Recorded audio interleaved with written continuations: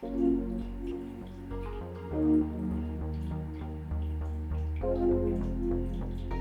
I'm going to switch things up a bit. This is technically scripted content. And by scripted, I mean very, very loosely, because the words I'm saying right now are in fact ad-libbed. But I did actually script out the angles that I want to use, the things that I want to say. I wrote it out as a screenplay. And the reason I did that is because I'm actually trying to write a script idea that I've got. The main character, she's a house cleaner, so I'm also overlaying that on top of my life with some stuff that I'm processing, relationship with house, all that sort of thing. Man, you are depressed. Right, so we're plotting this out so it doesn't get super navel-gazy and kind of maintain some kind of pace. Well, and also invent a reason to act opposite yourself, and maybe every now and then let Clara in? Well, yeah, I mean, she used our fingers to type this part out. This is gonna be fun. Yeah. So why are we watching this? You know why we're watching this. Well, they don't have any context. Well, that's gonna get annoying, isn't it? Well, you're not talking to them anymore, so how else? I didn't say I wasn't gonna talk to... I didn't say I wasn't gonna talk to you anymore. I'm trying to do something a little bit more creative, a little bit more, I don't know, thought out. So it's not just me yammering at you the whole time. And yeah, so right now I'm watching another YouTube channel, a gal who scrubs dirty houses, because I'm trying to process some stuff. I already said this. I don't need to say it again. We don't need to go back into this. Like I'm feeling a little insecure because my long distance relationship, she's coming here in a couple months, and I want to make sure that I'm ready for her. And I'm definitely not ready for her right now. So I'm just trying to get myself acclimated to the idea of taking care of my space so that she doesn't walk into a shit show. She walks into a space owned by a man who has it together, because she deserves that. And I deserve that from me too. Well, you better get on it. Yeah, no shit, Sherlock.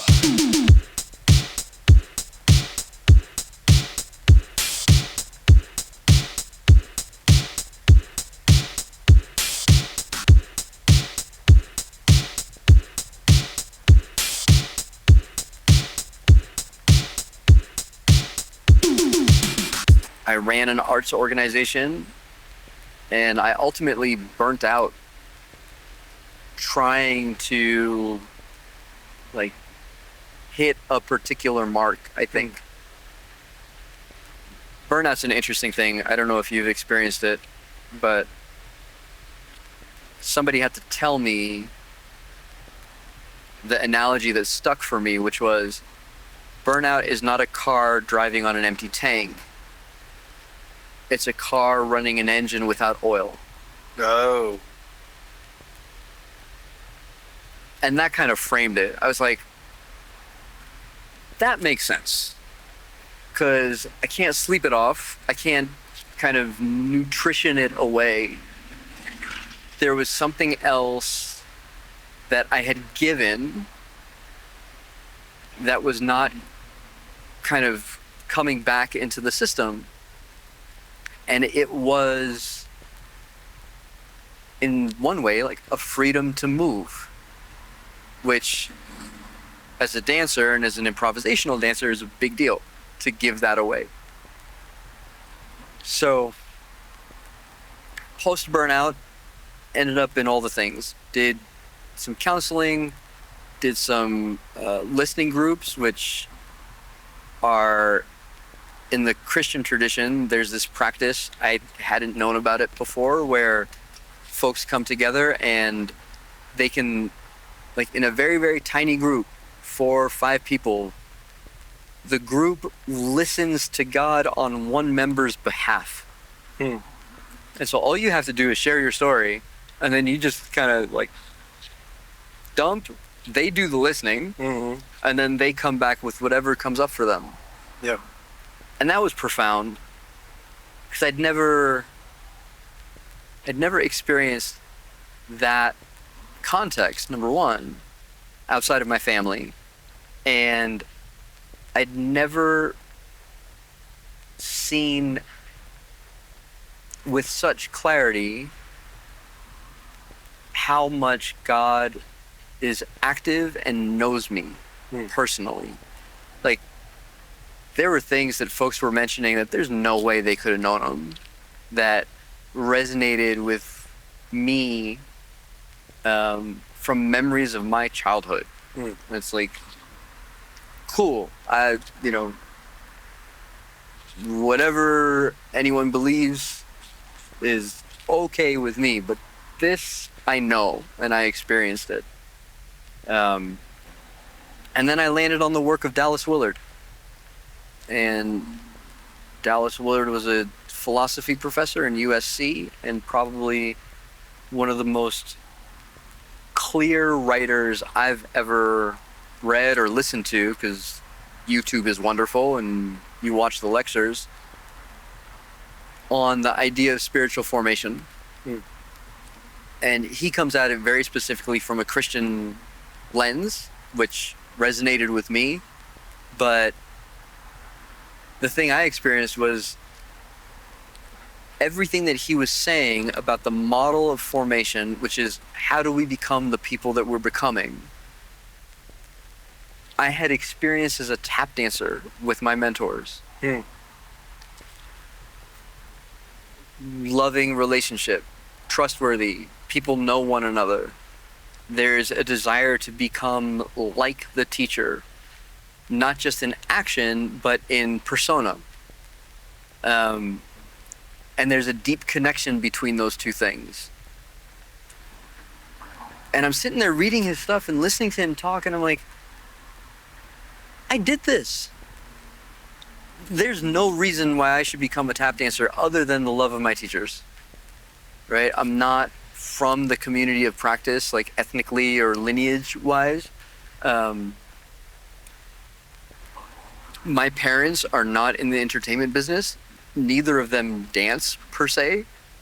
And yet, Gregory Hines and Savion Glover and Jimmy Slide and Henry Latang and Mabel Lee and Leroy Myers and Tino Pratt, like there were a bunch of them that all saw something in me and took me in and said, you're with us now.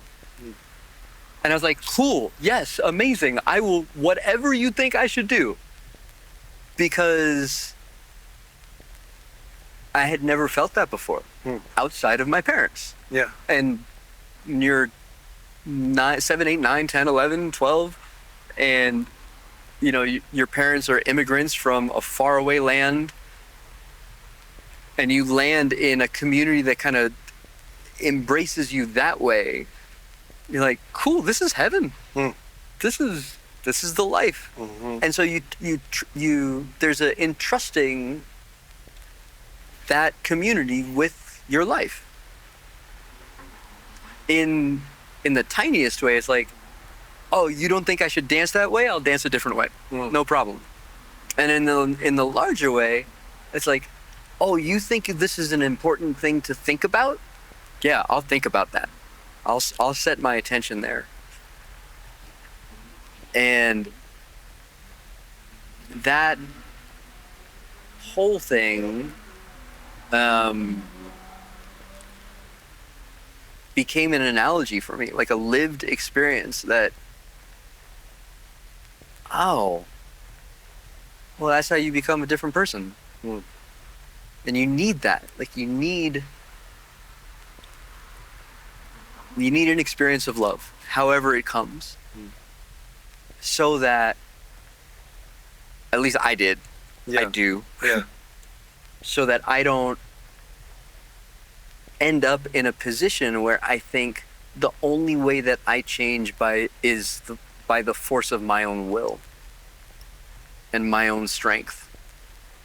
And this is where, there's some things around spiritual formation that I think apply everywhere, which is it happens in the context of relationship, not as a way to control our life in any real sense, I suspect, but in a way to engage in our life as an active participant is really the invitation. Mm. And then the adventure begins. Then it's, did you know that you actually believe this while you say this? Because that's what's living in your body. Did you know that, there's a part of your heart, the core being of yourself, that you run away from, Andrew, and that you don't really know how to deal with, so you rather not? And I think, this is my contention, I think that the way to get to those is in the context of a relationship that's rooted in love. Love being specifically defined as the will to good for the beloved. That's a Dallas Willard definition. And if you've ever wondered what a word can mean, he's good for those kinds of definitions. Because love is one of those words that is all over the place, and Lord knows, we've probably heard it from people that meant it in a way, and other people meant it in different ways, and it's been used a ton. So that definition helped ground me to say, oh, I can use this word. This is what it means. And it's powerful in that if you're in a relationship where you trust that the other person will act towards your good, that's security, that's safety, that's all sorts of things. That doesn't mean the other person has to be perfect. Yeah. Right?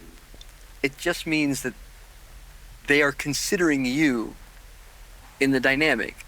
And if you're doing the same for them, then you've now spun up this thing that doesn't pull at one another, but comes closer together. And the closer that we come, it doesn't have to be fast, it just has to be directional. The more we can open, and the more we can share, and the less corrective I think the measures will be, and the more encouraging they can be. Because you know the root of the person. You know them, you've interacted with them. Yeah. You can say, oh, you did that? That seems like an anomaly for you. What was that about? What brought that about? Why did that come up? Okay, congratulations, you now know that that's possible to come out of you. Do you like that? Do you not like that? And what was the deal? Not, why did you do that? Why would you think that's good? How can you never do that again? Right? The more corrective, shameful, guilt-ridden, all those things. If it's loving curiosity, all the resistance goes away. Do you think that translates when in relationship there's a misunderstanding that is rooted in harm that one has done to the other? When it's personal, when it's not just that's a bizarre behavior, but it's this hurt me. Yeah. And that maybe this hurt me because I actually did something that hurt you that I don't want to see. Yeah. I think there's definitely cycles and the potential to snowball, right? I cross you, I'm blind to it, I don't know what's happening, so I don't address it, I don't know. You sit with it for a while. That harm festers. I haven't really seen it where it diminishes. It might stay the same or it grows. Now you come to a point where we have to interact again. Okay, it's going to be a different dynamic. I'm not going to know. Whose responsibility is it now to bring the thing up?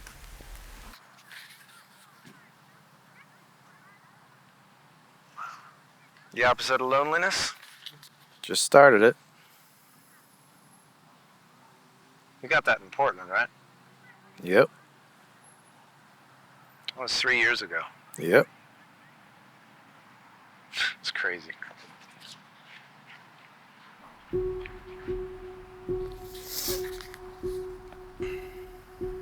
We don't have a word for the opposite of loneliness. But if we did, I could say that's what I want in life. What I'm grateful and thankful to have found at Yale, and what I'm scared of losing when we wake up tomorrow after commencement and leave this place.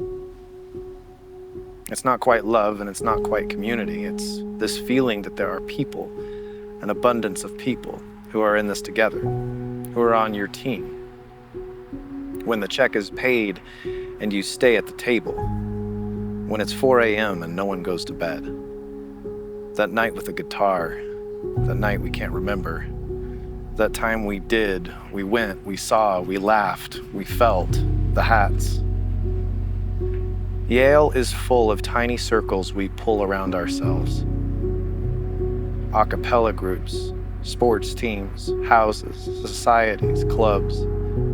These tiny groups that make us feel loved and safe and part of something, even on our loneliest nights when we stumble home to our computers, partnerless, tired, awake. We won't have those next year. We won't live on the same block as all our friends. We won't have a bunch of group texts. This scares me. More than finding the right job or city or spouse. I'm scared of losing this web we're in, this elusive, indefinable opposite of loneliness. This feeling I feel right now.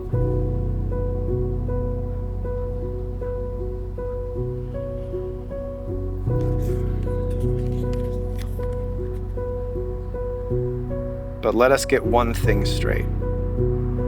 The best years of our lives are not behind us.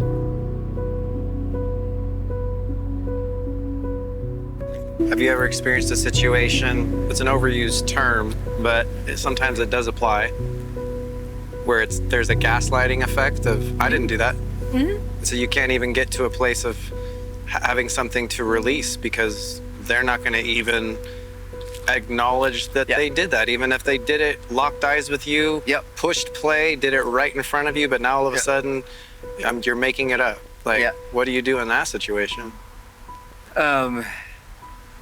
I believe, because I had to do it, that reconciliation can happen on your own. And it's not reconciliation to the person. Yeah. It's reconciliation to the person you were prior to the hurt. Right? It's remembering the fact that you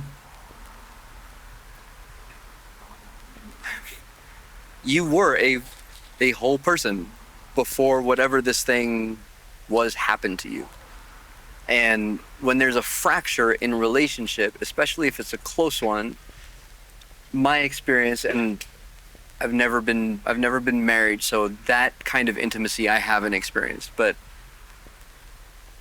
the experience of losing someone dear on a fracture, when, especially if you don't understand why the fracture exists in the first place. It feels like death. Yeah. There are multiple deaths, I would suspect. There's the death of the vision of what could happen, what could have been. There's the death of the reality of what you thought was. There's the death of what the past meant. Right? And there's the part of you that was formed with them that can no longer exist. Yeah. So my experience was a fracture with one of my teachers. Now, I come to dance after this fracture, the majority of my dancing mimics this teacher. So I am confronted with my memories, this entire period of life, and the fracture when I come to dance. And I have to make a choice. Do I say, forget it, you're out. All this dancing, everything that you taught me, everything I know about what you believe is good here, I'm chucking. I've got plenty of other teachers. I'll go with them. Or do I count what is good and hold it and reconcile it to who I'm becoming over time? Relationships are not these external things that we just get to like pull in and cut off and pull in and cut off. They actually are inside us in a real and tangible way. And so if there is a fracture, the fracture isn't external, it's internal. Yeah. And so now we're stuck when there is a fracture to try and deal with the fracture that we feel in us. And the easiest way would be with a mediator and the other person. Mediator being somebody who knows both parties, right? The harder way is to say, what do I believe is good and right and, for lack of a better term, holy in the world? I'm going to deal with this with me because I can't get to the other person. And that requires a specific conception of reality that, like, we can talk about, but is something like God is love. Formation and formative activities have a level of sacrifice, which is essentially saying no to some things and yes to others. Yeah. And also an experience that can feel like death in them. And that's normal and natural. And we are definitely not accustomed to it. I wasn't. And there were points in my life where I was growing quickly. And so there's a lot of like, oh, this doesn't exist anymore and I can't do that anymore. And it's like, there might have been compounding grief for all I know. Yeah. And that's part of it. And then again, if you're in a context where people know you and through knowing you can love you, then the passage through that, even if those people aren't close physically, but you know that exists, the passage through this other thing is more bearable. I don't think I'll ever say easy, but it's more bearable.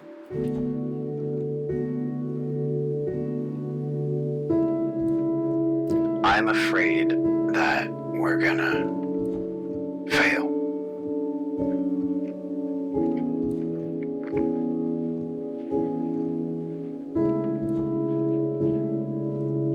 I mean,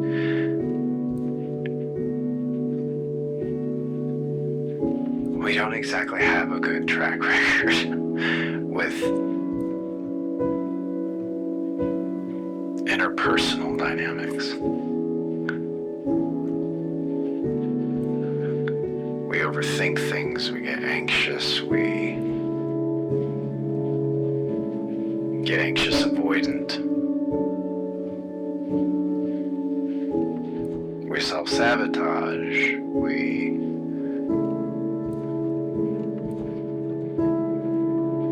question.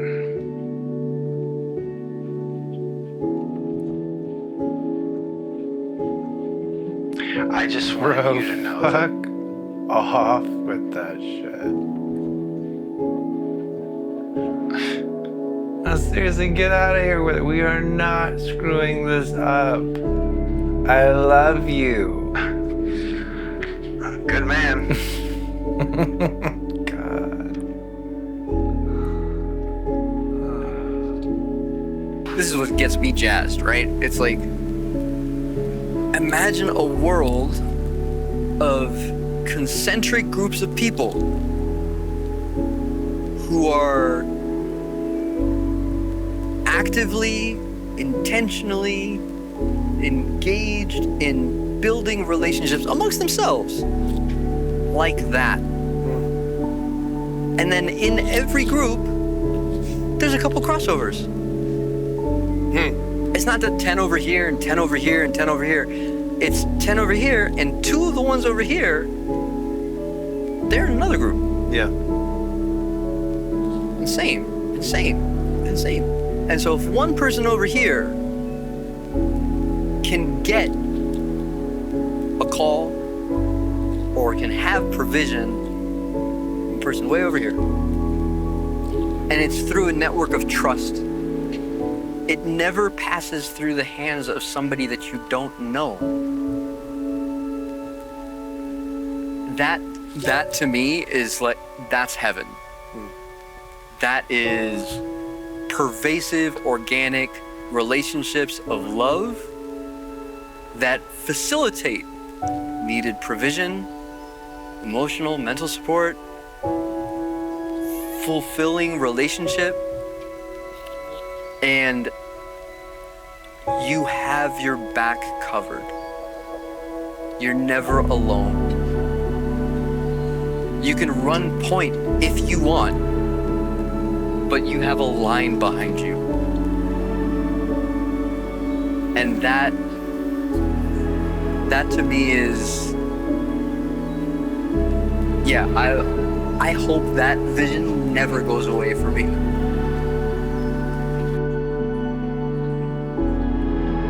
So are we cleaning tonight or what? Not tonight, but soon.